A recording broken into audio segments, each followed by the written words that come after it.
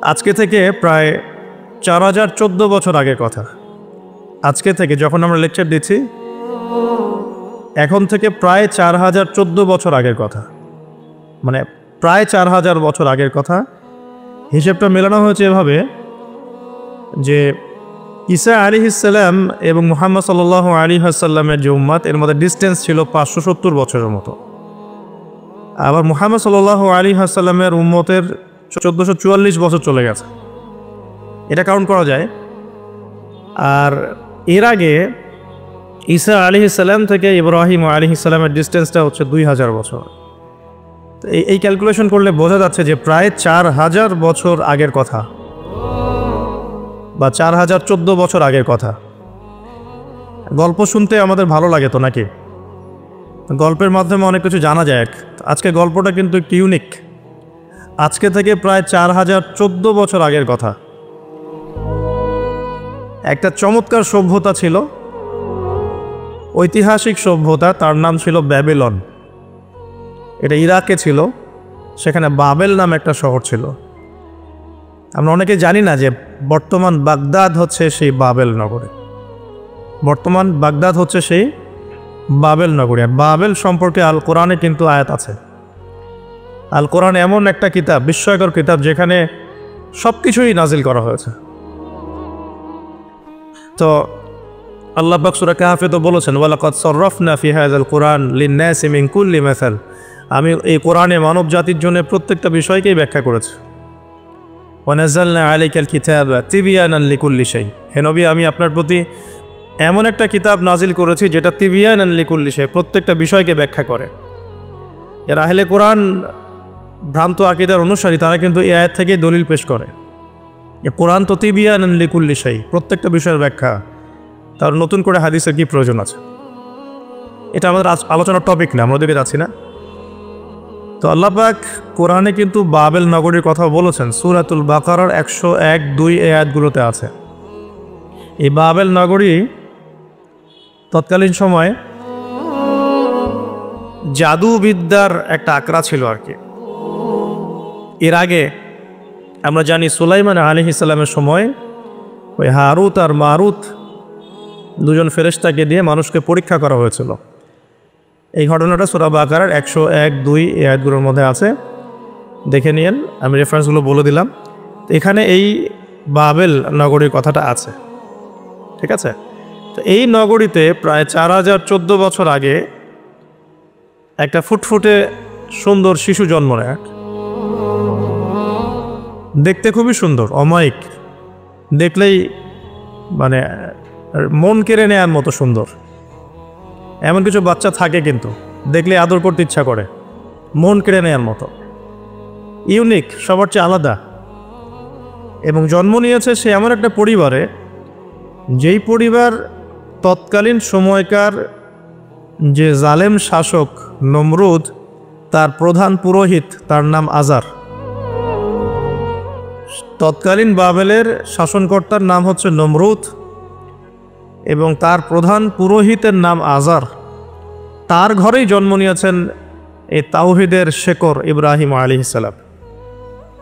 আল্লাহ পাকের কি মানে, আল্লাহ পাক কি না করতে পারেন। যেখানেই আবু জেহেল সেখানেই মুহাম্মদ সাল্লাল্লাহু আলাইহি ওয়াসাল্লামের জন্ম হয়। যেখানেই নমরুদ সেখানে ইব্রাহিমের মতো মানুষ আসেন। যেখানেই ফেরাউন সেখানে আবার মূসা আসেন। মূসাকে আল্লাহ রাব্বুল আলামিন ফেরাউনের ঘরেই মানুষ করলেন। ইব্রাহিম আলাইহিস সালামকে আল্লাহ পাক আজারের ঘরেই মানুষ করলেন। আজকে আমরা দেখি এরকম সিটি অফ আখিরুজ্জামানে কিছু কিছু দিনী বোন চেহারা না দেখানোর জন্য আন্দোলন করছে। চিন্তা করতে পারেন, যেখানে যত বেশি জাহেলিয়াত সেখানে তত পাক্কা মুসল্লি জন্ম নেবে, মুমিন জন্ম নেবে ইনশাআল্লাহ। যেখানে যত বেশি জাহেলিয়াত সেখানে তত শক্তিশালী মুমিনদের জন্ম হবে ইনশাআল্লাহ। তো এখন তৎকালীন নমরুদ যে সভ্যতার অধিবাসী ছিল, এই সভ্যতাটাকে আমরা বলি কালাদীয় সভ্যতা। এটাকে কালাদীয় সভ্যতা বলা হয়। এটা মূলত জাদুর জন্য একটু বিখ্যাত ছিল, যেটা রেফারেন্স আমি দিলাম সুলাইমান আলাইহিস সালামের যুগ থেকে।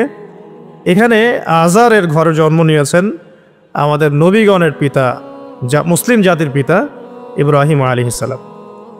সুবহানাল্লাহ।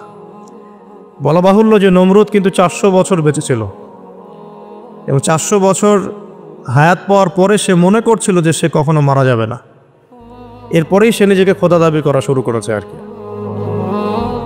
এই বাচ্চা ছেলেটা বড় হতে লাগলো। যারা সমাজকে পরিবর্তন করে তারা কিন্তু সমাজের স্রোতে গা ভাসায় না। নবী সাল্লাল্লাহু আলাইহি ওয়াসাল্লামের জন্মটা একটু মিলাই এটার সাথে। আমাদের নবীও ঠিক এরকমই একটা সমাজে জন্ম নিয়েছেন। ইব্রাহিম আলাইহিস সালাম যেমন জন্ম নিয়েছেন শিরকে ভরা সমাজে, চতুর্দিকে মূর্তি পূজা হচ্ছে, ইভেন তার বাসায় তার বাবা হচ্ছে মূর্তি পূজারীদের সর্দার, তার ঘরে তিনি জন্ম নিয়েছেন। ঠিক তেমনি রাসূল সাল্লাল্লাহু আলাইহি ওয়াসাল্লাম যে মক্কায় জন্ম নিয়েছেন সেই মক্কা ছিল শিরকের আকড়া। সেখানে লাত, উজ্জা, হবল, মানাতের পূজা হতো, সুদ ছিল, জিনা ছিল, ব্যভিচার ছিল, মাদক ছিল, গোত্রীয় হানাহানি ছিল, নারীর অবমাননা ছিল। এরকম আইয়ামে জাহিলিয়াতেও নবী সাল্লাল্লাহু আলাইহি ওয়াসাল্লাম জন্ম নিয়েছেন। নবী সাল্লাল্লাহু আলাইহি ওয়াসাল্লাম ইব্রাহিম আলাইহিস সালাম দুজনের চেহারাও একরকম ছিল, দুজনের চেহারার গঠনটাও একরকম ছিল, দেহের গঠনও একরকম ছিল। মেরাজের রাতে নবী সাল্লাল্লাহু আলাইহি ওয়াসাল্লাম দেখে এসেছিলেন যে ইনি কে, যাকে দেখতে হুবহু আমার মতো লাগছে। জিবরাইল আলাইহিস সালাম বলেছেন ইনি আপনার পিতা ইব্রাহিম আলাইহিস সালাম। সুবহানাল্লাহ। ঠিক তেমনি আমরা খেয়াল করে দেখি যে জীবনের যে চড়াই উতরাই, পারিবারিক জীবন, সামাজিক জীবন, হিজরতের জীবন, দিন প্রতিষ্ঠা ইত্যাদি, প্রত্যেকটা ডিপার্টমেন্টেও ইব্রাহিম আলাইহিস সালাম আর মুহাম্মদ সাল্লাল্লাহু আলাইহি ওয়াসাল্লামের মধ্যে একটা চরম মিল আছে। এটা আমরা আস্তে আস্তে এই গল্পের ভিতরে গেলে বুঝতে পারবো। আর এ কারণেই হয়তোবা আল্লাহ ভালো জানেন, এই কারণেই হয়তোবা আমরা যখন তাশাহুদের পর দরুদ পড়ি, আমরা দরুদের মধ্যে অন্য নবীর নাম নিচ্ছি না, আমরা মুহাম্মদ সাল্লাল্লাহু আলাইহি ওয়াসাল্লামের সাথে ইব্রাহিম আলাইহিস সালামের নাম নিচ্ছি। হতে পারে এটা একটা কারণ, আল্লাহ ভালো জানেন। এখন এরকম পরিবেশে বড় হতে লাগলেন ইব্রাহিম আলাইহিস সালাম। আমি একটু আগে বলেছি যারা সমাজকে পরিবর্তন করে তারা কখনো সমাজের জাহিলিয়াতের স্রোতে গা ভাসায় না। মুহাম্মদ সাল্লাল্লাহু আলাইহি ওয়াসাল্লাম সমাজ পরিবর্তন করেছেন আইয়ামে জাহিলিয়াতকে মাত্র 23 বছরের ব্যবধানে, কিন্তু তিনি কিন্তু জাহিলিয়াতের সাথে গা ভাসান নাই। তিনি কখনো সুদ খাননি, তিনি কখনো মূর্তি পূজা করেন নাই, তিনি কখনো কোনো অন্যায় গুনাহ করেন নাই, তিনি কখনো মাদকদ্রব্যের কাছেও যান নাই, কিন্তু সমাজটা ছিল এগুলোতে নিমজ্জিত। ঠিক ইব্রাহিম আলাইহিস সালামের ক্ষেত্রেও সেম। তিনি একজন প্রধান পুরোহিতের ঘরে জন্ম নিয়েও কখনো মূর্তির ধার কাছে যান নাই। বরং একটু যখন বড় হচ্ছেন, একটু বড় বলতে ম্যাচিউরড, আমাদের টিকটক প্রজন্মের মতো না, এরা 20-30 বছর হয়ে গেল ম্যাচিউরড হয় না, বুদ্ধি প্রতিবন্ধী, বিকলাঙ্গ। ইভেন ইদানিং আমাদের মেয়েরা ছেলে হচ্ছে আর কি। আমাদের নারীরা এখন পুরুষত্ব দেখাচ্ছে, আমরা পুরুষেরা ফেসবুকে একটা স্ট্যাটাস দিয়ে ক্ষান্ত হয়ে থাকি। এটুকু আমাদের দায়িত্ব উম্মার প্রতি। আর এখানে আমরা দক্ষতা অর্জন করেছি অনেক। আমরা সবাই কিবোর্ড মুজাহিদ, আমরা এটা মনে করি। এটাই যুদ্ধ, এটাই জিহাদ। আর নারীরা মাঠে যুদ্ধ করছে এখন সম্ভ্রমের জন্য, অধিকারের জন্য ইত্যাদি। ফ্যামিলিস্ট রেভলিউশনের দিকে তাকালেও তাই দেখা যায়। ছেলেরা এখন বেকার হয়ে যাচ্ছে, কিন্তু মেয়েরা স্বাবলম্বী হচ্ছে। তারা দিনদার নয়, এই মেয়েগুলো দিনদার নয়, কিন্তু জীবনে প্রতিষ্ঠিত হওয়ার জন্য লড়ছে, চ্যালেঞ্জ গ্রহণ করেছে। এটা ছেলেদের উচিত ছিল। তা আজারের ঘরে জন্ম নেওয়া সেই ইব্রাহিম কিন্তু চ্যালেঞ্জ গ্রহণকারী একটা ছেলে। সে এখন তার পিতাকে বলছে, কি বলছেন আমরা একটু কোরআনের ভাষা শুনি। আল্লাহ রাব্বুল আলামিন বলেছেন সূরা মারিয়ামের মধ্যে এসেছে ঘটনাটা 41 থেকে 45 নম্বর আয়াতের মধ্যে।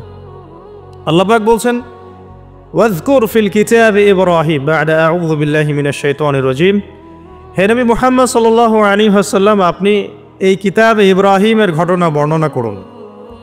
ইয ক্বালা লিআবিহি, যখন ইব্রাহিম তার বাবাকে বললেন, তার বাবা মানে আজারকে বললেন, ইয়া আবাতি, হে আমার বাবা, লিমা তা'বুদু, তুমি কেন ইবাদত করো এমন সত্তার, মা লা ইয়াসমাউ, যে শুনতে পারে না, ওয়ালা ইউবসিরু, দেখতেও পারে না, ওয়ালা ইউগনি আনকা শাইআ, তোমার কোনো উপকার করতে পারে না। একটা ছেলে যার বয়স হবে 15 থেকে 20 হয়তো বা হাইয়েস্ট, তার কাছে কি এমন জ্ঞান আসলো যে সে তার বাবাকে এখন চ্যালেঞ্জ করছে। তার জ্ঞানতাত্ত্বিক যুদ্ধ শুরু হলো, আদর্শিক যুদ্ধ শুরু হলো বাবার সাথে। হে আমার বাবা, আপনি কেন এমন সত্তার ইবাদত করছেন যে শুনতেও পারে না? অসারতা দেখিয়ে দেওয়া হচ্ছে চোখে আঙ্গুল দিয়ে, দেখতেও পারে না, আপনার তো কোনো উপকারও করতে পারে না, কোনো ক্ষতিও করতে পারে না। ওয়ালাম ইউগনি আনকা শাইআ, ইয়া আবাতি, হে আমার বাবা, ইয়া আবাতি ইন্নী আখাফু আন ইয়ামাসসাকা আযাবুম মিনার রাহমানি ফাতাকুনা লিশ-শাইতানি ওয়ালিয়্যা, হে আমার বাবা, আমি ভয় পাচ্ছি যে আপনার উপরে না আবার আল্লাহ পাকের গজব নেমে আসে এবং আপনি শয়তানের ওলি না হয়ে যান। ওলি মানে কি? বন্ধু, বন্ধু, শয়তানের বন্ধু না হয়ে যান। ইয়া আবাতি ইন্নী ক্বাদ জাআনি মিনাল ইলম মা লাম ইয়াতিকা ফাত্তাবি'নি আহদিকা সিরাতান সাওয়্যা। কি চমৎকার কথা! ছোট্ট ছেলেটা বলছে, হে আমার বাবা, আমার কাছে একটা জ্ঞান আসছে, জ্ঞান, আমার কাছে একটা জ্ঞান এসেছে যেটা তোমার কাছে আসে নাই। ফাত্তাবি'নি, তুমি আমার অনুসরণ করো। আহদিকা, আমি তোমাকে পথ দেখাবো। সিরাতান সাওয়্যা, সহজ সরল পথ দেখাবো তোমাকে। সন্তান বাবাকে নসিহত করছে, দেখুন, সন্তান বলছে আমার কাছে এমন জ্ঞান এসেছে বাবা যেটা তোমার কাছে আসে নাই, তুমি আমাকে ফলো করো, আমার অনুসরণ করো, আমি তোমাকে পথ দেখাবো। Ego problem, ego. আজকেও যখন কম বয়সী কোনো মানুষ বেশি বয়সের কাউকে দাওয়াত দিতে যাবে, এরকম প্রবলেম ফেস করতে হবে। তার বাবা কি বলল, কেন ফেস করতে হবে, আল্লাহ পাক সেটা বলেছেন সূরা বাকারা, এটা এই সূরাটা সূরা বাকারায় বলেছেন। ওয়াইযা কিলা লাহু ইত্তাকিল্লাহ, কিছু মানুষ আছে যাদেরকে যদি বলা হয় আল্লাহকে ভয় করুন, আখাযাতহুল ইজ্জাতু বিল ইসম, তাদের প্রেস্টিজে লাগে। এক কথায় কি? প্রেস্টিজে লাগে, প্রেস্টিজ নষ্ট হয়। আখাযাতহুল ইজ্জাতু বিল ইসম ফাহাসবুহু জাহান্নাম, আল্লাহ বলছেন ওর জন্য জাহান্নামই যথেষ্ট। এখনকার সমাজে প্রবলেমটা আপনারা ফেস করবেন। যদি আপনার বয়স কম হয়, আপনার কাছে অনেক জ্ঞান থাকলেও মানুষ সমাজের নিতে যাবে না। আপনি ক্রিপ্টোকারেন্সি নিয়ে কথা বলছেন, এক শ্রেণীর ধর্মনেতাই আপনার পিছনে লেগে যাবে। আপনি ইসলামিক রেভলিউশন নিয়ে কথা বলবেন, ইসলাম এস্টাবলিশমেন্ট নিয়ে কথা বলবেন, ইউনিটি নিয়ে কথা বলবেন, উম্মার করণীয় নিয়ে কথা বলবেন, আপনি এই বয়সে, এত ছোট বয়সে আপনি উম্মার প্রবলেমসগুলো ফাইন্ড আউট করে সেগুলো সলিউশন নিয়ে কথা বলবেন, এত বড় সাহস আপনার? এটাই প্রবলেম। অথচ চমৎকার একটা বিষয়, আমাদের সমাজে এগুলো দেখা যায়, অন্য কোথাও দেখা যায় না। কোনো ড্রাইভারকে জিজ্ঞাসা করবেন, কোনো ড্রাইভারকে জিজ্ঞাসা করবেন, তার স্কিল সম্পর্কে জিজ্ঞাসা করবেন যে আপনার স্কিল কেমন। একটা অ্যান্সার দিবে সে, আমি 10 বছর থেকে চালাই, বা 15 বছর থেকে চালাই, আমি 27 বছর থেকে গাড়ি চালাই। মানে তার এই বয়সটাই হচ্ছে স্কিলের মানে দলিল, সার্টিফিকেট। এখন এরকম চলছে দিনী অঙ্গনেও। আমি 20 বছর থেকে ফতোয়া দিই, আমি 32 বছর থেকে ওয়াজ করি, আমি এই করি, আমি সেই করি। এই যে জাহির করা, আল্লামা তাকি উসমানী দায়ামাত বরাকাতুহু এবং তার যারা ছাত্ররা আছেন সারা উপমহাদেশে, স্পেশালি বাংলাদেশে, তাদের অনেকের সাথে আমি দেখা করেছি। তারা একটা নসিহত সবাই কমনভাবে করেন, দেখি নসিহতটা করেন যে কখনো নিজেকে জাহির করবা না, কখনো নিজেকে জাহির করবা না, তাহলে আল্লাহ তোমার ইলম কেড়ে নিবে। আর আমরা এখন দিনী অঙ্গনে জাহির করার জন্য ব্যস্ত। আমি এত বছর থেকে এটা করি, আমি অত বছর থেকে করি, অথচ এটা কোনো দলিল নয়, এটা কোনো সার্টিফিকেট নয়। এত বছর থেকে বলার পরে ভুল হতে পারে, যেটা ভুল হবে সেটা শুধরে নিতে হবে। আর নবী সাল্লাল্লাহু আলাইহি ওয়াসাল্লাম যায়েদ বিন হারেসা রাদিয়াল্লাহু আনহুকে একটা কাফেলা সেনাপতির দায়িত্ব দিয়েছিলেন যখন তার বয়স মাত্র 17 বছর। কত বছর? 17 বছর বয়সী একজন তরুণ সাহাবী যায়েদ ইবনে হারেসা রাদিয়াল্লাহু আনহু, তিনি নেতৃত্ব দিচ্ছেন এমন সাহাবীদের যে সাহাবীরা তার চেয়ে বয়সে অনেক বড়। এমনকি এই অভিযান শেষ হওয়ার আগেই নবী সাল্লাল্লাহু আলাইহি ওয়াসাল্লাম ইন্তেকাল হয়। তার পরবর্তীতে আবু বকর সিদ্দিক রাদিয়াল্লাহু আনহু সেই অভিযান আবার চালানোর চেষ্টা করেন, আবার চালানোর জন্য মনস্থ করেন। তিনি আবার যায়েদ বিন হারেসা রাদিয়াল্লাহু আনহুকেই নেতৃত্ব দেন। এটা নিয়ে ওমর রাদিয়াল্লাহু আনহু তাকে কিছু কথা বলেন যে আপনি যায়েদ বিন হারেসাকে নেতৃত্ব দিচ্ছেন, বয়সে ছোট সাহাবী, তার পিছনে অনেক বড় বড় সাহাবী থাকবে, তারা তো তাকে নাও মানতে পারে, এটা কেমন হয়? বারবার তাকে ভেটো দিচ্ছেন। শেষমেশ আবু বকর সিদ্দিক রাদিয়াল্লাহু আনহু একটু রেগেই বললেন যে ইস্তা'মালাহু রাসূলুল্লাহ ওয়া আনতা তা'মুরুনি আন আনজি'হু, তাকে তাকে স্থলাভিষিক্ত করেছে স্বয়ং আল্লাহর রাসূল, আর তুমি এসে আমাকে বলছো আমি তাকে অপসারণ করব? সুবহানাল্লাহ। নবী সাল্লাল্লাহু আলাইহি ওয়াসাল্লাম যোগ্যতা দেখতেন মানুষের, কার যোগ্যতা কতটুকু আছে। তো ওই দিকে আমি ভিতরে ঢুকছি না। আমরা এখন সোশ্যাল অ্যাফেয়ার্সে যা দেখি যে আমরা যোগ্যতার চাইতে অন্যান্য বিষয়গুলোকে বেশি মূল্যায়ন করা শুরু করি আর কি। এতে করে তরুণরা উঠে আসতে পারে না, তরুণদের জার্নি অনেক টাফ হয়। এবং যারা স্পেশালি জেনারেল ব্যাকগ্রাউন্ড থেকে দিনের দিকে আসার চেষ্টা করেন তারা পদে পদে হতাশ হয়। তাদেরকে বুকে নেওয়ার মানুষ খুব কম থাকে। কেন জানি তাকে মানুষ কাউন্টার মনে করে, এনিমি মনে করে, অন্তর্দাহ সৃষ্টি হয়, জ্বালান হয়। হঠাৎ করে উড়ে এসে জুড়ে বসলো, উম্মার দায়িত্ব নিয়ে নিচ্ছে, কোত্থেকে আসলো এটা? এরকম একটা দৃষ্টিভঙ্গি আমরা দেখতে পারি আর কি। এটা কাম্য ছিল না এটা। বরং তরবারি যত আপনি শান দিবেন তত ধারালো হবে। তো শান দিবে কারা? যারা তরোয়াল চালাতে পারে তারাই। যারা চালাতে পারে তারা যদি তরোয়ালকে ভোতা করে দেয় তাহলে তো এটা দিয়ে আপনি জালেমের গর্দান কাটতে পারবেন না। তো যাই হোক, আমরা বেশি হাইথটের কথায় না যাই। আজার এখানে ছিলাম, দেখেন বাবাকে সন্তান উপদেশ দিচ্ছে। এবার বাবার উত্তরটা শোনেন। বাবা কেন গ্রহণ করলো না? বললাম প্রেস্টিজ ইস্যু। তুমি ছোট মানুষ হয়ে আমাকে এত বড় কথা বলো? হ্যাঁ, তখন বাবা বলছেন আনতা রাগিবুন আনতা আন আলিহাতিনা ইয়া ইব্রাহিম। হে ইব্রাহিম, তুমি কি আমাদের ইলাহগুলো, উপাস্যগুলো থেকে মুখ ফিরাচ্ছ? তুমি কি আমাদের উপাস্যগুলো থেকে মুখ ফিরিয়ে নিচ্ছ? রাগিবুন আনতা আন আলিহাতিনা ইয়া ইব্রাহিম লাইন লাম তানতাহি। যদি বিরত না হও, ঠিক যেমন থ্রেট আমাদেরকে করা হয়, যদি বিরত না হও, লাইন লাম তানতাহি লাআরজুমান্নাকা রাহজান মালিয়া। তিনি বলছেন যে যদি বিরত না হও তাহলে তোমার মাথাটা পাথর দিয়ে মেরে ফাটিয়ে ফেলবো। আরজুমান্নাকা মানে রজম করবো। রজম মানে কি? যে কোমর পর্যন্ত গেথে পাথর মারা।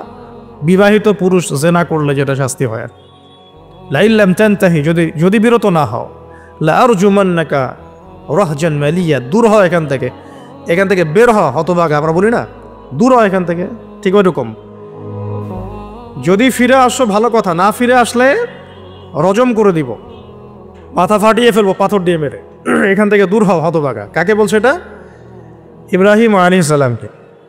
এবার তিনি খুব নরম সরম মানুষ, শান্তিকামী মানুষ। তিনি বলছেন ক্বালা সালামুন আলাইক। এই সালামুন আলাইক কথাটা শিখে নিবে, জীবনে অনেক ক্ষেত্রে কাজে লাগবে। সালামুন আলাইক মানে আপনার উপর শান্তি বর্ষিত হোক। যখনই আপনি কলিউশন অ্যাভয়েড করতে চাবেন সালাম দিয়ে চলে আসতে হবে। সেটা পরিবারেও, সমাজেও, দিন প্রতিষ্ঠার ক্ষেত্র। কেউ আপনাকে সমালোচনা করছে, গালিগালাজ করছে, গীবত তহমত করছে, আপনাকে নিয়ে এপিসোড বানাচ্ছে, মানে আপনি কি করবেন? প্রত্যেকটার কাউন্টার দিতে থাকবেন? তাহলে আপনার গোল নষ্ট হয়ে যাবে, আপনার গোল থেকে আপনি বিচ্যুত হয়ে যাবে। এইগুলো নিয়ে আপনাকে ব্যস্ত থাকতে হবে। তখন এইগুলো নিয়ে উম্মাহ ব্যস্ত আছে বলেই এখন পর্যন্ত গোল অ্যাচিভ হয় নাই। আমরা এগুলো নিয়ে ব্যস্ত আছি বলেই এখনো গোল অ্যাচিভ হয় নাই। তো এই কারণে ইব্রাহিম আলাইহিস সালামের সুন্নাহ হচ্ছে সালামুন আলাইক, তোমাদের উপর শান্তি বর্ষিত হোক। হ্যাঁ, তবে যে জায়গাটাতে দালিলিকভাবে জ্ঞানতাত্ত্বিক যুদ্ধ করতে হবে সেটা করতে হবে, সেটা অন্য ইস্যুস।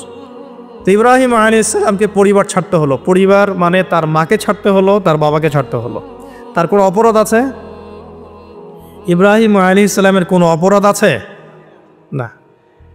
এখন আমরা তো অনেক সময় মনে করি আমি তো নিরপরাধ, নির্দোষ, তাহলে আমার উপরেই কেন এরকম হচ্ছে? ইব্রাহিম আলাইহিস সালামের কোনো অপরাধ আছে? নাই। তাকে ঘর ছাড়তে হলো, বাড়ি ছাড়তে হলো, তার বাবা তাকে বের করে দিলেন। এখান থেকে লেসন নিয়ে নেন। আজকের প্রথম লেসন যে আপনি আমি যদি হকের উপর থাকি, সর্বপ্রথম বাধাটা পরিবার থেকে আসতে পারে। আর সবার পরিবার একরকম না। এখনকার মেজরিটি সংখ্যক পরিবারগুলোই জাহেল, একদম জাহেল, বস্তুবাদী, জানোয়ারের মতো। মানে খাও দাও, সেক্সুয়াল সম্পর্ক, বিয়ে শাদী, সন্তানের বাইরে কিচ্ছু চিন্তা করতে পারে না। দুনিয়া এর বাইরে কিচ্ছু চিন্তা করতে পারে না। ইল্লা মাশাআল্লাহ কিছু পরিবার আছে এর বাইরে, তাদের কথা আলাদা। সবাই তো আর ছোটোবেলা থেকে আধ্যাত্মিক পরিবার পায় নাই, দিনই পরিবার পান নাই। আর এটার পরিমাণ দিন দিন কমেই আসছে। ম্যাক্সিমাম পরিবার এখন জাহান্নামের টুকরা আর কি। আল্লাহ পাক পরিবারকে বলেছেন জাহান্নাম থেকে বাঁচাও, কু আনফুসাকুম ওয়া আহলিকুম নারা। এখন ওই পরিবারই হয়ে গেছে জাহান্নামের টুকরা। আপনি দিনের পথে চলতে চাইলে প্রথম হোঁচটটা পরিবার থেকে খেতে পারেন। এটা ইব্রাহিম আলাইহিস সালামের জীবনেও যেমন হয়েছে, মুহাম্মদ সাল্লাল্লাহু আলাইহি ওয়াসাল্লাম জীবনে হয়েছে। যে মিলাচ্ছিলাম কিভাবে, তার ক্ষেত্রেও সেম। চাচারা শত্রু না, চাচারা শত্রু, আশপাশের মানুষ শত্রু। চাচা এসে বাড়ির সামনে খড়কুটা ফেলে দিয়ে যায়, চাচি এসে ময়লা আবর্জনা ফেলে দিয়ে যায়, কেউ গালি দেয়, কত সমস্যা। যখন নিজের মানুষটা আপনার এগেনস্টে চলে যায় তখন মনটা ভেঙে যাবে স্বাভাবিক। কারণ নিজের মানুষটা সারা দুনিয়া যদি আপনার বিপক্ষেও থাকে, কাছের কিছু মানুষ আপনার পক্ষে থাকে, তখন আপনি বাসাতে অ্যাটলিস্ট সিংহ, তখন বাসা থেকে এনার্জি নিয়ে বাইরে যুদ্ধ করতে পারবেন। কিন্তু বাহিরে সবাই মোটামুটি ধরেন যে আপনার পজিটিভ, তো বাসায় এসে দেখলেন যে বাসায় আপনার কোনো রকম অনুকূল পরিবেশ নাই, তখন বাইরের সিংহ হলে বাসায় বিড়াল হয়ে থাকতে হবে। তখন দেখেন ইব্রাহিম আলাইহিস সালামের জীবনে আর মুহাম্মদ সাল্লাল্লাহু আলাইহি ওয়াসাল্লামের জীবনে একটা স্পেশাল নেয়ামত ছিল, সেটা হলো স্ত্রীদের নেয়ামত। স্ত্রীদের নেয়ামত। বাহিরে মানুষ অনেক কিছু বলছে, গালিগালাজ করছে, মারছে, কাটছে, থুতু দিচ্ছে, সমালোচনা করছে, কিন্তু বাসায় ইব্রাহিম আলাইহিস সালামের আছেন সারা, হাজেরা, আর মুহাম্মদ সাল্লাল্লাহু আলাইহি ওয়াসাল্লামের আছেন খাদিজা রাদিয়াল্লাহু। অ্যাটলিস্ট বাসায় আপনি একটা কি বলবো যে বড় একটা প্রশান্তির জায়গা আপনার বাসায় আছে। তো এটা একটা বড় নেয়ামত যেটা ইব্রাহিম আলাইহিস সালাম এখন হারালেন। কিভাবে? বাবা বাসা থেকে বের করে দিল। তো এখান থেকে বুঝতে হবে যে দিনের পথে চলতে গেলে প্রথম বাধা পরিবার থেকে আসতে পারে। তাই বলে তাদের সাথে কোনো রকমের দ্বন্দ্ব সংঘাতে যাওয়া যাবে না। সালামুন আলাইক, সালামুন আলাইক, তোমাদের উপর শান্তি বর্ষিত হোক। ইব্রাহিম বলছেন সালামুন আলাইক, এ বাবা আপনার উপর শান্তি বর্ষিত হোক। তাই না, আরও বলছেন আস্তাগফিরু লাকা রব্বি, আমি আপনার জন্য আল্লাহর কাছে ক্ষমা চাইব ইনশাআল্লাহ। ইন্নাহু কানা বি হাফিয়া, তিনি আমার প্রতি খুব মার্সিফুল, আশা করি তিনি আমার দোয়া কবুল করবেন। কিন্তু যখন তিনি জানতে পেরেছিলেন যে তার বাবা শিরকের উপর আছেন, আল্লাহ পাক মাফ করবেন না, সূরা তওবার মধ্যে আছে, তখন থেকে তিনি আর ক্ষমা চান নাই, বাবার জন্য ক্ষমা চান নাই। তো এবার ইব্রাহিমের সফর শুরু হলো একাকিত্বের সফর। তার মানে একটা বিষয় এটাও শিখতে হবে, হকপন্থীদের সাথে আল্লাহর দেয়া একটা বিশেষ নিয়ামত হচ্ছে একাকিত্ব। হকপন্থীদের লাইফে আল্লাহ পাকের পক্ষ থেকে একটা বিশেষ অনুগ্রহ হচ্ছে একাকিত্ব। মানে একাকিত্ব কেন নিয়ামত বললাম? কারণ একাকিত্ব মানুষকে আল্লাহ চিনিয়ে দেয়। অনেক আলেম দেখবেন যারা জেল টেল খেটে বের হয়েছেন, তারা সবাই একটা কথা বলবেন, জেলখানায় আমরা আল্লাহকে চিনেছি। সব আলেমরা এই কথা বলে যারা ওখান থেকে বের হয়ে আসে। কারণ একাকিত্ব মানুষকে গভীরভাবে ভাবায়, আল্লাহকে পাওয়ায়, আল্লাহর কাছে দোয়া করতে শেখায়, মানুষকে বোঝায় যে আল্লাহ ছাড়া কেউ নাই সাহায্য করার। তো যারা হকপন্থী হয় একাকিত্ব তাদের বরণ করতেই হয়, এটা মাথায় রেখে পথ চলতে হবে। ইব্রাহিম আলাইহিস সালাম পথ চলা শুরু করলেন। এবার কি হলো, তিনি কি বাসা থেকে বের হয়ে সেই এলাকা ওই নমরুদের দেশ ছেড়ে চলে গিয়েছিলেন? উত্তর না, প্রথমে তিনি চলে যান নাই। প্রথমে তিনি ওই সমাজেই থেকেছেন, থেকে দাওয়াত দেওয়ার চেষ্টা করেছেন। তিনি ওই সমাজেই থেকেছেন, থেকে দাওয়াত দেওয়ার চেষ্টা করছেন, ঠিক মুহাম্মদ সাল্লাল্লাহু আলাইহি ওয়াসাল্লামের মতোই। সমাজের মানুষ যখন নির্যাতন নিপীড়ন করছেন, তিনি কি শুরুতেই সমাজ ছেড়ে বের হয়ে চলে গেছেন? না, 13 বছর দাওয়াত দিয়েছেন। কত বছর? 13 বছর। তো ইব্রাহিম আলাইহিস সালাম সমাজের মানুষকে দাওয়াত দেন। কিভাবে দেন? কোরআনে এভাবে ভাষা আসছে। আমি সূরাগুলোর নাম বলে দিই, আপনারা চেক করে নিন। সূরা আম্বিয়ার মধ্যে আসছে, সূরা সফফাতের মধ্যে আসছে, সূরা আনআমের মধ্যে আসছে। তো তিনি দাওয়াত দেন এভাবে যে ওয়াইজ ক্বালা ইব্রাহিম, যখন ইব্রাহিম বললেন লিআবিহি ওয়া কওমিহি, তার বাবাকে এবং তার কওমকে বললেন, মা হাযিহি তামাসিলুল্লাতী আনতুম লাহা আকিফুন, তোমরা এইসব কি মূর্তির উপাসনা করো, এদের চারপাশে ঘুরতে থাকো, কি সব করো? তো তারা বলে যে নাহনু বাল ওয়াজাদনা আবাআনা কাযালিকা ইয়াফআলুন, আমরা আমাদের বাপ দাদাদেরকে দেখেছি এইভাবেই করতে। তাদের রেফারেন্স কিন্তু এটাই ছিল, কোনো দালিলিক জ্ঞানতাত্ত্বিক যুক্তি বিজ্ঞান দর্শন এখানে নাই। এখানে কি ফিলোসফিটা কি? বাপ দাদাদেরকে দেখেছি করছে। তো এটা দিয়ে আবার অনেক সময় বাংলাদেশে আবার একটা ট্রেন্ড চালু করা হয়েছে যে তোমরা দীর্ঘদিন 1200 বছর থেকে যে ইসলামটা ফলো করে আসছো ওটা ভুয়া, আমরা যেটা নতুন মডারেশন দিচ্ছি এটাই সঠিক। এই দলিল সেম না। এখানে অমুসলিমদেরকে দাওয়াত দেওয়া হচ্ছে। অমুসলিমরা বলছে যে আমরা বাপদাদাদেরকে দেখেছি যে তারা এভাবেই মূর্তি পূজা করতো, আমরা তাই করি। এটার সাথে কি হানাফি মাযহাবকে মিলাবেন আপনি? হ্যাঁ, হানাফি মাযহাব বাপদাদা থেকে চলে আসে, ভুয়া, নতুন যেটা দিচ্ছি এটাই সঠিক। আস্তাগফিরুল্লাহ। তো আমরা হাত চেঞ্জ করাটাকে এখন মনে করি হিন্দু থেকে মুসলমান হইলাম মনে হয়। হাত বদল করাটাকে মনে হয় যে হিন্দু থেকে মুসলমান হয়েছি মনে হয়। গভীরে ঢোকেন, ওলামায়ে কেরামদের মানে দার্সে গিয়ে বসে গভীরে ঢুকলে বুঝতে পারবেন যে ইসলামিক স্কুল অফ থটগুলা প্রত্যেকটারই ভিত্তি আছে, এগুলোর গভীর শেকড় আছে, ভিত্তি আছে। আল্লাহ, রাসূল এবং রাসূলের সাহাবীগণ, এই তিনটাকেই মানতে হবে। আপনি যদি বলেন যে আমি সাহাবীদেরকে মানি না, খালি আল্লাহ এবং রসুলকে মানি, তাহলে আল্লাহকে রসুলকে মানতে পারবেন না। সাহাবীদের অনুসরণ না করলে রসুলকে ফলো করতে পারবেন না। তো ওইটা আজকের ইস্যু না, এটা ফিকহি অনেক ব্যাপার, গভীর ব্যাপার, এটা অন্যদের কথা হবে। এই দলিল আর এই দলিল কিন্তু সেম করা যাবে না। আবার যে আমরা বাপ দাদা থেকে দেখে আসছি তোমরা নামাজ এইভাবে পড়ো, এই নামাজ ওই দলিল চলবে না, আমারটা ঠিক, এটা ঠিক না। নামাজ যেটা পড়ে আসে তারা, এটা ঠিক আছে, এর প্রত্যেকটা দলিলের মধ্যে অথেন্টিসিটি আছে। এরকম করে সমাজে ফিতনা ছড়ানো ঠিক হবে না, বিভ্রান্তি ছড়ানো ঠিক হবে না। এখন আসলে ইব্রাহিম আলাইহিস সালামকে কি আনসার দিচ্ছেন? আমরা আমাদের পিতা মাতাদেরকে দেখেছি, বাপ দাদাকে দেখেছি এরকম তাওয়াফ করতে, মূর্তির চারপাশে পূজা করতে, নজর দিতে। তো ইব্রাহিম আলাইহিস সালাম বলছেন যে হাল ইয়াসমাউনাকুম, এই মূর্তিগুলো কি তোমাদেরকে শুনতে পারে? ইস্তাদউন, যখন তোমরা একে ডাকো। হাল ইয়ানফাউনাকুম, তোমাদের কোনো উপকার আসতে পারে? আও ইয়াদুররুকুম, তোমাদের কোনো ক্ষতি করতে পারে? তার দলিলগুলো কিন্তু অকাট্য। ইব্রাহিম আলাইহিস সালামের দলিলগুলো কিন্তু এখানে, যুক্তিগুলো কিন্তু অকাট্য। আসলে কি সে শুনতে পারে? আসলে কি সে দেখতে পারে? আসলে কি সে তোমার উপকার করতে পারে? তাদের কিন্তু কিছু বলার নাই এখানে। তারা বলছে বাল ওয়াজাদনা আবানা কাযালিকা ইয়াফআলুন, আমাদের পিতা মাতা বাপ দাদাদেরকে দেখেছি এইভাবেই করতে। ইব্রাহিম আলাইহিস সালাম বলছেন যে ইন্নাকুম আনতুম লাফি দালালিম মুবিন, তোমরা তো সুস্পষ্ট বিভ্রান্তির মধ্যে আছো তাহলে। তো এরকম আরও অনেক আয়াত আছে সূরা সাফফাতের মধ্যেও, ওয়া ইন্না মিন শিআতিহি লা ইব্রাহিম ইয জাআ রাব্বাহু বিকলবিন সালিম ইয ক্বালা লিআবিহি ওয়া কওমিহি মাযা তা'বুদুন, তোমরা কিসের ইবাদত করো? আইফকান আলিহাতান দুনাল্লাহি তুরিদুন, তোমরা কি আল্লাহ সম্পর্কে মিথ্যা আরোপ করতে চাচ্ছ? ফামা যান্নুকুম বিরাব্বিল আলামিন, আল্লাহ রাব্বুল আলামিন সম্পর্কে তোমাদের কি ধারণা? এভাবে তিনি তার কওমকে দাওয়াত দিতে লাগলেন। তাদের কওমের দলিল একটাই ছিল, বাপ দাদাদেরকে দেখেছি এভাবে মূর্তি পূজা করতে, তাই করি। সনাতন, এটা ছিল কি সনাতন থটস। অথচ সর্বপ্রথম এটা শুরু হয় কোন নবীর আমল থেকে? নূহ আলাইহিস সালাম। নূহ আলাইহিস সালামের যুগের মানুষ সর্বপ্রথম এই মূর্তি পূজা শিরক করেছে।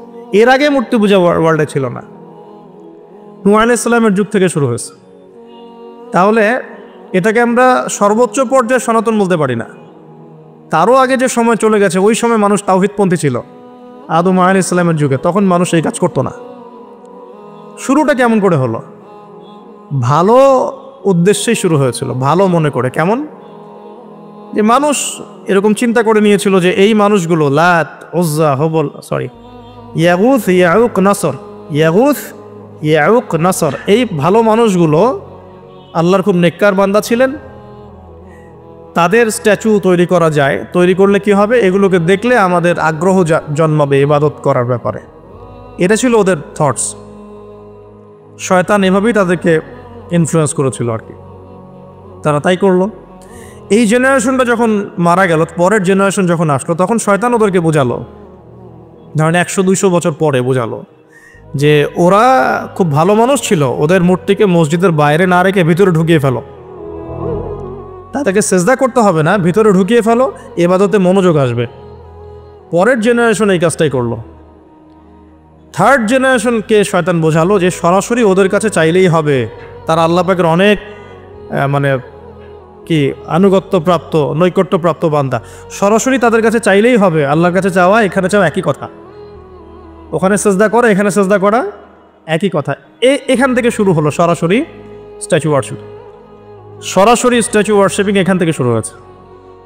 তো আমরা আমাদের হিন্দু ভাই বোন যারা আছেন, আমাদের আশপাশে অমুসলিম ভাই বোন, তাদের প্রতি সম্মান রেখেই এই হিস্ট্রিগুলো পড়তে বলবো আর কি, এবং যুক্তি দর্শনগুলো খুঁজতে বলবো।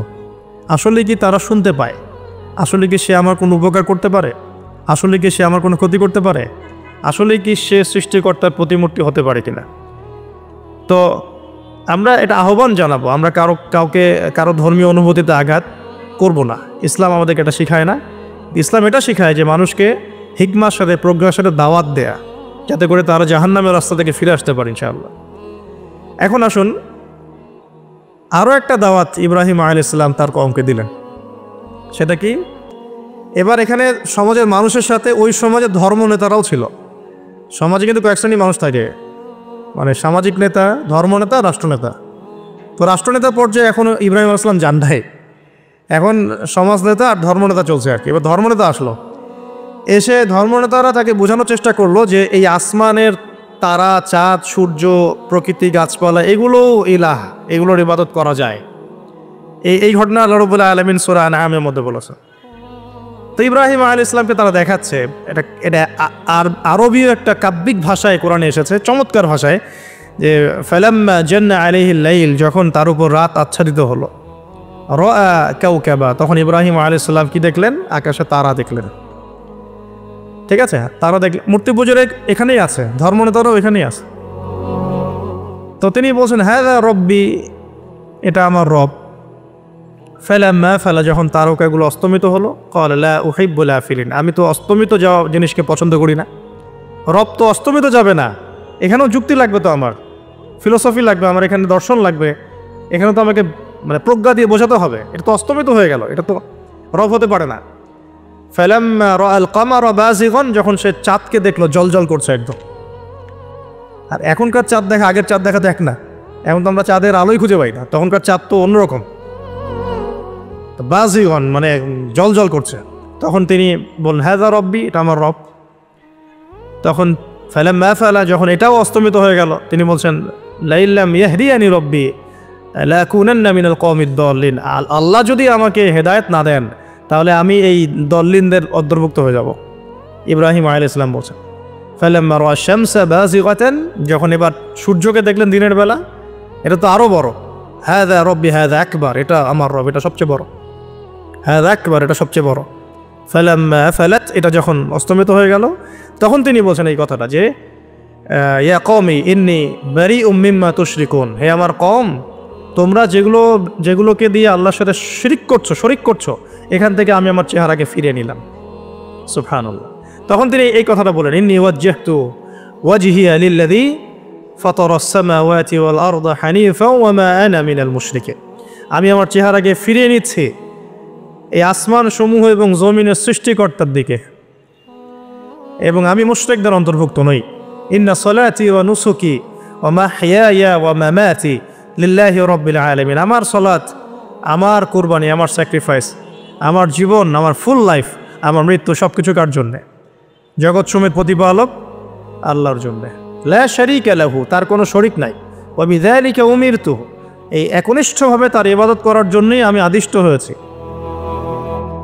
ওয়া বিযালিকা উমিরতু ওয়া আনা মিনাল মুসলিমিন, এবং আমি মুসলিমদের অন্তর্ভুক্ত। এই শুরু হলো এবার পুরো স্পষ্টভাবে তাওহীদের ঘোষণা দেয়া। তবে ইব্রাহিম আলাইহিস সালামের এক একটা পদক্ষেপ কি যৌক্তিক না, বৈজ্ঞানিক না, এবং অকাট্য প্রমাণ আছে না, এগুলোকে কিন্তু ভেদ করতে পারছে না তারা। এবার ইব্রাহিম আলাইহিস সালাম চিন্তা করলেন তারা এবার উচিত শিক্ষা দিতে হবে। তবে আগে বলেন এই যে উচিত শিক্ষাটার কথা বলছো, এটা আবার আপনারা খবরদার ভুলেও কোথাও দিতে যায় না, ঠিক আছে? এটা তো সময় আছে। ইব্রাহিম আলাইহিস সালামের সাথে নবী সাল্লাল্লাহু আলাইহি ওয়াসাল্লামের জীবনের মিলের কথা বলছিলাম। নবী সাল্লাল্লাহু আলাইহি ওয়াসাল্লাম মক্কা বিজয়ের আগে কি কখনো মূর্তির গায়ে হাত দিয়েছেন কিনা বলেন? দিয়েছেন না। যখন মক্কা বিজয় হয়ে গেছে, পুরো স্টেটই আপনার, অথরিটি আপনার, তখন আপনি আপনার অ্যাকশন নিতেই পারেন, সেটা আপনার ব্যাপার, তখন আপনি কি করবেন? মুহাম্মদ সাল্লাল্লাহু আলাইহি ওয়াসাল্লাম কাবা ঘরে ঢুকে তখন মূর্তি ভেঙেছেন এবং বলেছেন ওয়াকুল জা আল হক ওয়া যাকাল বাতিল ইন্নাল বাতিলা কানা যাহুকা, তাই না? তো ইব্রাহিম আলাইহিস সালাম এবার শিক্ষা দেওয়ার চিন্তা করছেন। তিনি বলছেন যে যখন এরা মেলাতে যাবে, ওই উৎসবে যাবে, তখন আমি এদেরকে দেখে নিব। এটা কুরআন চমৎকারভাবে বলেছে যে إذ قال لأبيه وقومه ماذا تعبدون أئفكا آلهة دون الله تريدون فما ظنكم برب العالمين فراغ إلى آلهتهم فقال ألا تأكلون। ইব্রাহিম আলাইহিস সালাম এবার যখন ওরা মেলায় চলে গেছে, যাওয়ার আগে আবার ইব্রাহিম আলাইহিস সালাম বলছিলেন যে ইন্নী সাকিম, আমি হচ্ছি অসুস্থ। আমি কি অসুস্থ? নজর নজরতান ফিন নুজুম। ইব্রাহিম আলাইহিস সালাম রাতের বেলা আকাশের দিকে তাকালেন একবার, তাকিয়ে ওদেরকে বললেন যে ইন্নী সাকিম, আমি অসুস্থ। এটা কৌশল, আমি অসুস্থ, এটা কৌশল। তো এই কৌশল আবার সব জায়গায় ঘাটাতে যায় না আর কি। তো এবার যখন তারা চলে গেল, ফারাগা ইলা আলিহাতিহিম ফাকালা আলা তাকুলুন, এবার তিনি ওই মূর্তি গৃহ যেটা ওদের, ওখানে ঢুকে বলছেন যে আলা তাকুলুন, তোমাদের কি হলো, খাচ্ছ না কেন? কাদেরকে বলছে এই কথা? মূর্তি, খাচ্ছ না কেন? আলা তাকুলুন। ফারাগা ইলা আলিহাতিহিম ফাকালা আলা তাকুলুন মা লাকুম লা তানতিকুন, কি হলো, কথা বলছো না কেন? মা লাকুম লা তানতিকুন, কি হলো, কথা বলছো না কেন? এবার ফারাগ আলাইহিম দরবাম বিল ইয়ামিন, এবার ইয়ামিন মানে ডান হাত, ডানাতে যা পেয়েছিলেন আর কি, তা দিয়ে সবগুলোকে ভেঙে চুরমার করে ফেলছে। ব্যাস, এবার ওরা যখন আসলো এসে বলছে যে আনতা ফাআলতা হাযা বিআলিহাতিনা ইয়া ইব্রাহিম, হে ইব্রাহিম তুমি কি আমাদের উপাস্যদের সাথে এই কাজ করেছো? ইব্রাহিম বলছেন লা, না, বাল লা আসলে কোরআনে নাই, আমি নিজের মতো করে বললাম আরবি বলতে বলতে। বাল ফাআলাহু কাবীরুহুম হাদা, বরং এই বড়টা এই কাজ করছে, এর মধ্যে সবচেয়ে বড় যেটা আছে এই ব্যাটার কাছে, আমি করি নাই, আমি তো করি নাই। তখন ওরা তো এটা তো হতভম্ব হয়ে গেল, যে সে বলছে যে তুমি তো জানো, তুমি তো খুব ভালো করেই জানো যে তারা কথা বলতে পারে না, নড়াচড়া করতে পারে না, কিছুই করতে পারে না। তখন তিনি বললেন তাহলে তোমরা কেন এমন ইলাহের উপাসনা করো যে কথাও বলতে পারে না, শুনতেও পারে না, দেখতেও পারে না, তোমার উপকারও করতে পারে না, ক্ষতিও করতে পারে না। কিন্তু এবারও কিন্তু যুক্তি নাই, কোনো তাদের কাছে কোনো দলিল নাই, কোনো প্রমাণ নাই, কোনো যুক্তি দর্শন কিচ্ছু নাই। এবার শুরু হলো জুলুম। জালেমের কাজ কি?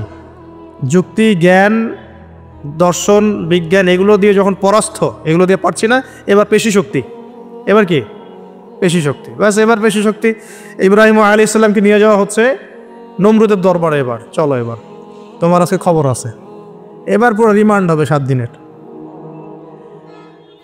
একদিন রিমান্ড হলেই অবস্থা খারাপ হয়ে যাওয়ার কথা। ইব্রাহিম আলাইহিস সালামকে এবার নিয়ে যাচ্ছে ধরেন নমরুদের কাছে। কি যে হবে আল্লাহ ভালো জানেন।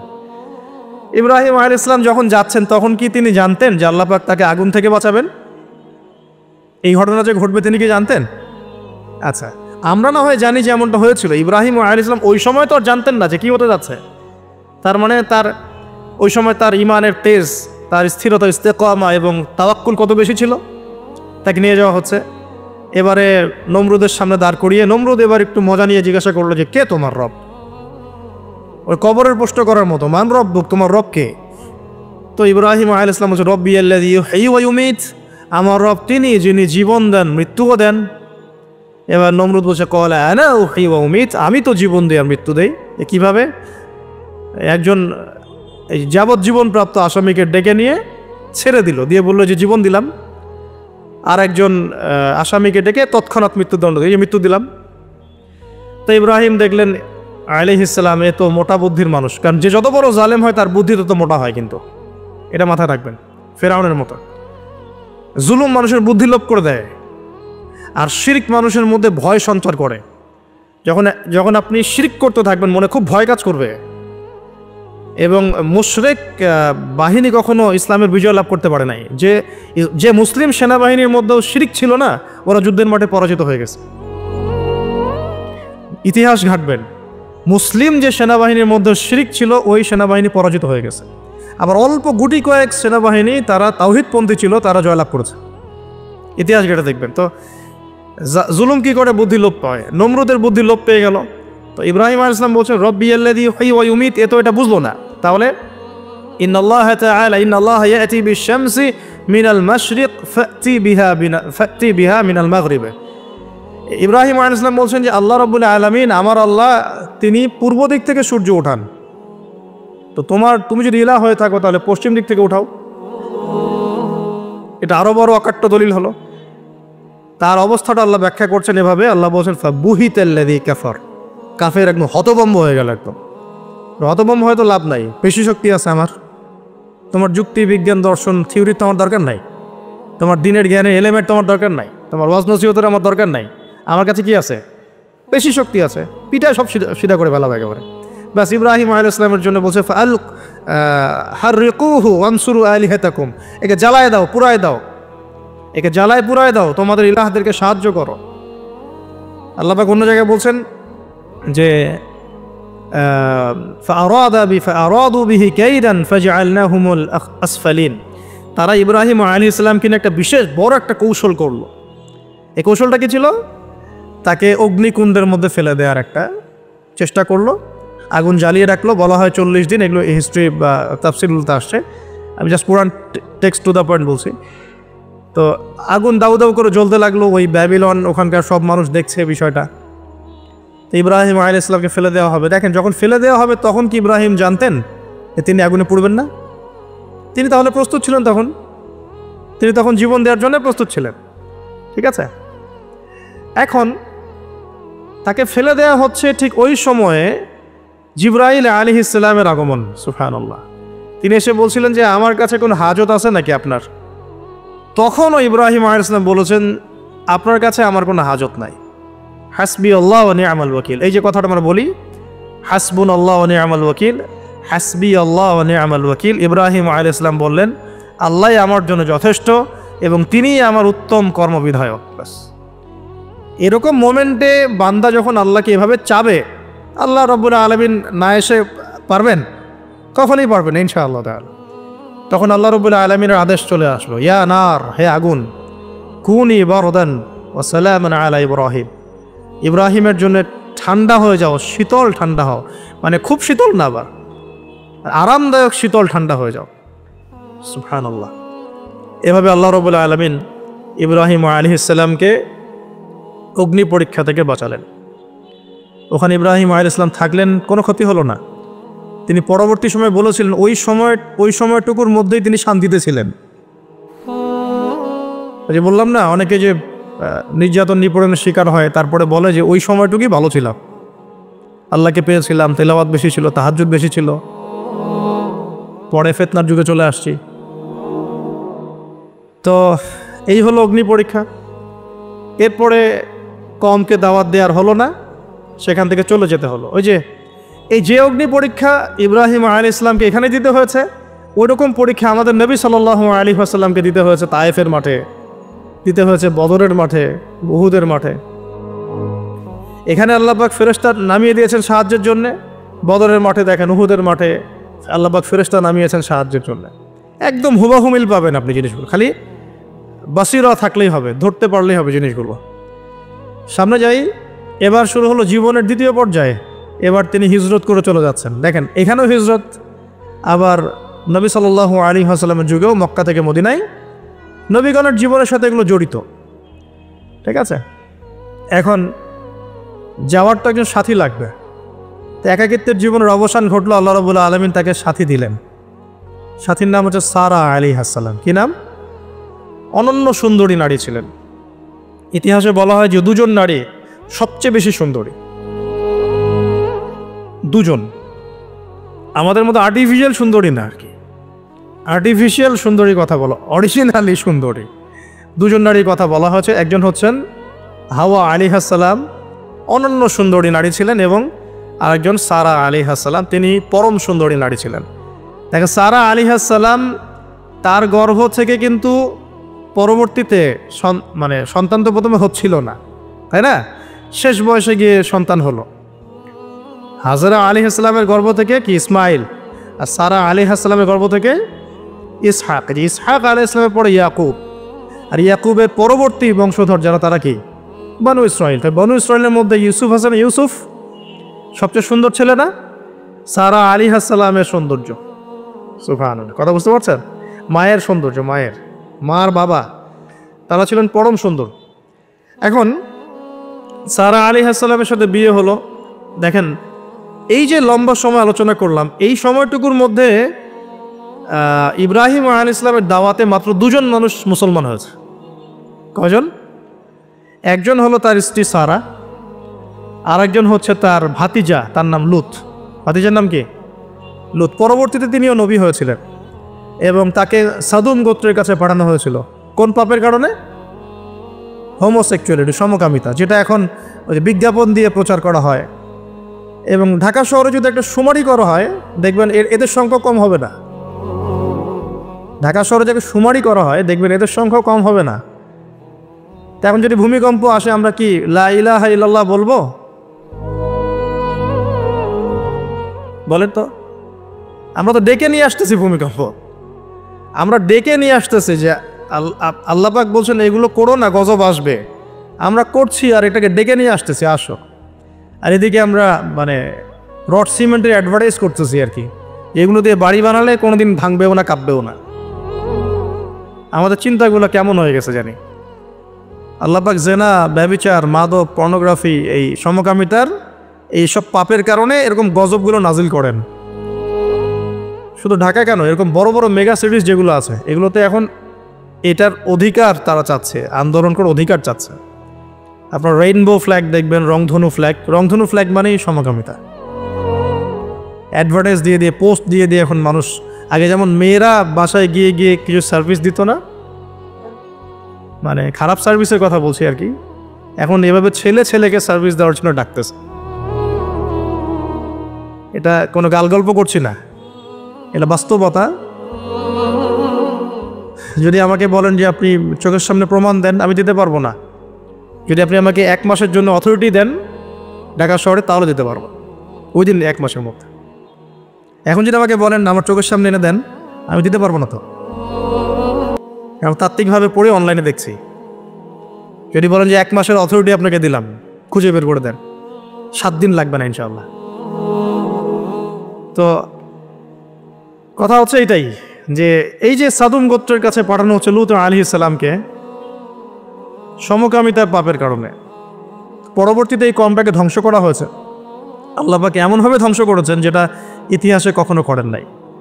ফেরেশতাদের পাখা দিয়ে আল্লাহ পাক মাটিকে উপরে তুলে আবার উল্টা দিকে দাফন করে দিয়েছেন, আকাশ থেকে পাথর বর্ষণ করেছেন। এখন এইটা যদি সারা বিশ্বে ছড়িয়ে পড়ে, তাহলে ওই রকম শাস্তি আবার আসবে না? স্বাভাবিক না? এটা আসতে পারে। আর এটার মূল কেন্দ্র হচ্ছে পশ্চিমা সভ্যতার। এখান থেকে সারা দুনিয়ায় ছড়িয়ে পড়তেছে। বাংলাদেশের মতো মুসলিম কান্ট্রিতেও দিন দিন সমকামিতা বাড়ছে। আমাদের বোনদের, আমাদের ভাইদের, গার্ডিয়ানদের অনেক বেশি সচেতন থাকা দরকার। কোনো কোনো ক্ষেত্রে মাদ্রাসার মধ্যেও দেখা গেছে এগুলা, হিপসখানাতেও দেখা গেছে এগুলা। পর্নোগ্রাফির কারণে এগুলো হচ্ছে। পর্নোগ্রাফির কারণে মানুষের রুচি বিকৃত হচ্ছে এবং সে নারী, পুরুষ, গরু, ছাগল, হাঁস, মুরগি কোনো কিছু তোয়াক্কা করছে না। কয়েকদিন পর এটাও যদি দেখেন, অবাক হবেন না যে মানুষ পশু পাখির সাথে জেনা করতেছে। এটাও যদি দেখেন, আমি অ্যাটলিস্ট অবাক হব না। ধাপ ছিল একটা, প্রথমে মানুষ কি করতো? অবৈধ প্রেম করতো, এই সম্পর্কে জেনা করতো, পরে পরকীয়া শুরু করলো, তারপরে এখন সমকামিতা শুরু হলো। সমকামিতার পরে এখন চাইল্ড অ্যাবিউজিং শুরু হয়েছে, বাচ্চা কাচ্চাদেরকে রেপ করা হচ্ছে, ছোটো ছোটো মেয়েদেরকে, ছোটো ছোটো বাচ্চাদেরকে, ইভেন ছোটো ছোটো ছেলেদেরকেও। এরপরে যদি গবাদি পশুর সাথে জেনা করতে দেখেন, অবাক হওয়ার কিচ্ছু নেই, কিচ্ছু নেই অবাক হওয়ার। তো এখন বলেন, আমরা শাস্তির দ্বার প্রান্তে আছি না? অ্যাটলিস্ট আমরা যারা দিনকে ভালোবাসি, আমাদের একটা আইডিওলজি ফলো করি, নৈতিকতার কথা বলি, আমরা আমাদের পরিবার, আমাদের ভাই বোন, আমাদের ছেলে মেয়ে, তাদের প্রতি আমাদের খুব সতর্ক দৃষ্টি রাখতে হবে, সর্বোচ্চ সতর্ক থাকতে হবে। আর আমাদের দিনী বোনদেরকেও রিকোয়েস্ট করবো আমরা, যে ভাইদেরকেও তো বলি, বোনদেরকেও বলছি, বিয়ের আগে কোনো প্রকার অবৈধ সম্পর্ক নাই। বিয়ের আগে কোনো প্রকার অবৈধ কোনো সম্পর্ক না। আর এখন অমুসলিম ছেলে আর মুসলিম মেয়ে প্রেম করতেছে, এগুলোকে নিয়ে অনলাইনে অনেক লেখালেখি হচ্ছে, দেখলাম কয়েকদিন আগে। তো কিছু বোন আমাকে রিকোয়েস্ট করেছিলেন যে একটু আপনার মুখ দিয়ে যদি মানুষ জানতে পারে এটা, যে কোনো অবস্থাতেই মুসলিম মেয়ে কোনো অমুসলিম ছেলের সাথে প্রেম করতে পারে না। মুসলমান ছেলের সংখ্যা কম হয়ে গেল, যে বিয়ে করার জন্য মুসলমান ছেলে খুঁজে পাওয়া যাচ্ছে না।